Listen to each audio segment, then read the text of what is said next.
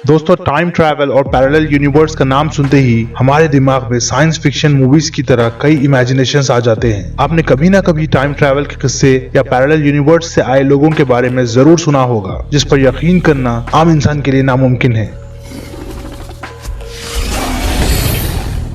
String theory में इसके होने के सबूत मिलते हैं, लेकिन आज तक साइंटिस्ट इसका कोई प्रॉपर एक्सप्लेनेशन नहीं दे पाए। ये एक ऐसा हाइपोथेटिकल टर्म है जिसके हिसाब से हमारी यूनिवर्स ही सिर्फ एक यूनिवर्स नहीं है, बल्कि ऐसे कई और यूनिवर्स मौजूद है जिन सबको मिलाकर मल्टीवर्स कहा जाता है। मल्टीवर्स थ्योरी की माने तो इस यूनिवर्स में मौजूद हर चीज किसी न किसी पैरेलल यूनिवर्स में भी मौजूद होती है। वैसे तो टाइम ट्रैवल के कई किस्से दुनिया भर के अलग अलग देशों में सुनने में आए हैं, लेकिन ऐसा ही एक मिस्टीरियस किस्सा हमारे देश में भी पेश आया था। आज की वीडियो में बात करते हैं ऐसे ही एक आदमी के बारे में जिसने पैरेलल यूनिवर्स को महसूस करने का दावा किया था। इससे पहले पैरेलल यूनिवर्स से जुड़ी कोई भी खबर हमारे देश में सुनने में नहीं आई थी। वीडियो आगे बढ़ाने से पहले इस चैनल को सब्सक्राइब कर बेल आइकन प्रेस कर ले।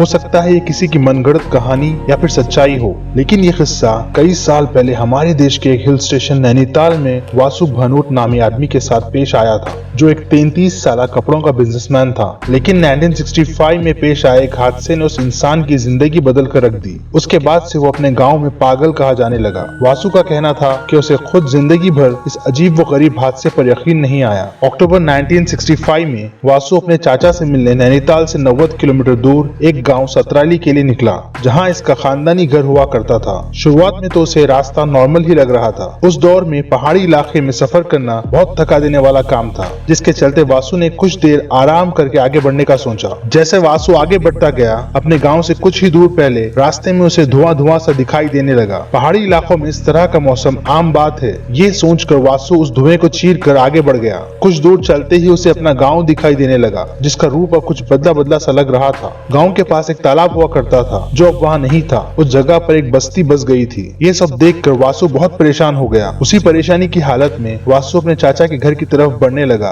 आगे होने वाले हादसे से वो अभी अनजान था और कुछ ही देर में वासु अपने घर पहुंच गया। लेकिन जब घर का दरवाजा खुला तो वासु जरा बेचैन सा हो गया, क्योंकि दरवाजा खोलने वाले इंसान को वासु ने पहले कभी नहीं देखा था। परेशानी की हालत में जब उसने अपने खानदान के बारे में पूछा तो उस आदमी ने बताया कि वो उस घर का मालिक है और वो कई साल से वहाँ रह रहा है। ये बात सुनकर वासु के तो होश उड़ गए। वो सोच रहा था कि ऐसा कैसे हो सकता है। हर साल वो अपने चाचा से मिलने आया करता था, लेकिन आज वहाँ कोई और इंसान है जो कई साल से रहने का दावा कर रहा है।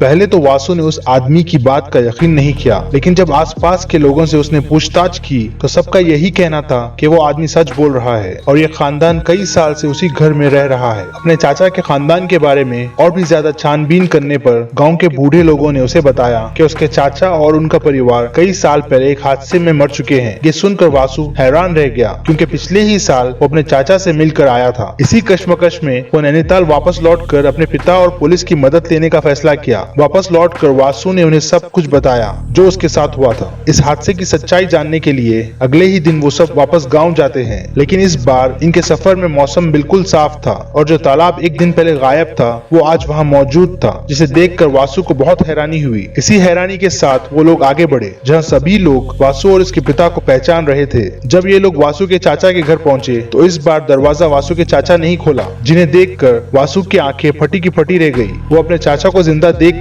खुश तो बहुत था, लेकिन अपने साथ हुए हादसे को याद करके वो परेशान था। उन्हें जिंदा देखकर पुलिस और वासु के पिता को लगा शायद वासु दिमागी तौर पर बीमार है, लेकिन वो अपनी बात पर अड़ा रहा कि उसके साथ जो हुआ वो 100% रियल था। लेकिन उसके साथ पेश आए किस्से पर किसी को यकीन नहीं था। वासु के चाचा और गाँव वालों ने इस बात से भी इंकार कर दिया कि वासु एक दिन पहले वहाँ आया था।